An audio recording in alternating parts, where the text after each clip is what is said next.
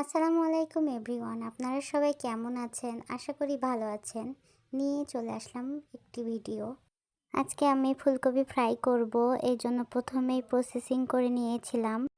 প্রথমে আমি মুগের ডাল ভিজিয়ে রেখেছিলাম, এরপরে ব্লেন্ডারে পিষে নিয়েছিলাম।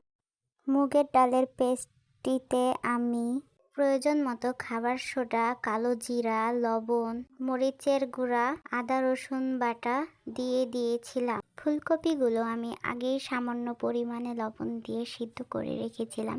এরপরে আমি একে একে সবগুলো ফুলকপি ফ্রাই করে নিচ্ছিলাম। আপনাদের সাপোর্ট এবং ভালোবাসার জন্য অসংখ্য ধন্যবাদ। এভাবেই আপনারা আমাকে সাপোর্ট করতে থাকেন। আমি আপনাদের জন্য নতুন নতুন ভিডিও নিয়ে আসার চেষ্টা করব। ফুলকপি ফ্রাইয়ের সাথে আমি ভাবলাম টমেটোর চাটনি করলে কেমন হয়, তাই আমি টমেটোর চাটনি করব। এজন্য আমি একটি কড়াই তেল দিয়ে দিয়েছিলাম।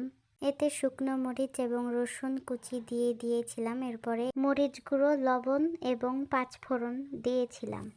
এরপরে কেটে রাখা টমেটো অ্যাড করে দিলাম। প্রয়োজন মতো চিনি দিয়ে দিলাম এবং ভালো মতো মিক্স করে নিলাম। টমেটোর চাটনিটি হয়ে গেলে আমি নামিয়ে নেব। টমেটোর চাটনি একদম রেডি। এখন আমি এটি পরিবেশন করব। আজকের রান্না ছিল ফুলকপি ফ্রাই এবং টমেটোর চাটনি। আজকের এই ভিডিওটি আপনাদের কেমন লাগলো অবশ্যই আমাকে কমেন্টে জানাবেন। দেখা হবে পরবর্তী কোনো নতুন ভিডিওতে। এবং নেক্সট কি রান্না করা যায় আমাকে কমেন্টে জানাবেন, আমি সেই রান্না করার চেষ্টা করব। ভালো থাকবেন, সুস্থ থাকবেন, পাশে থাকবেন। আল্লাহ হাফেজ।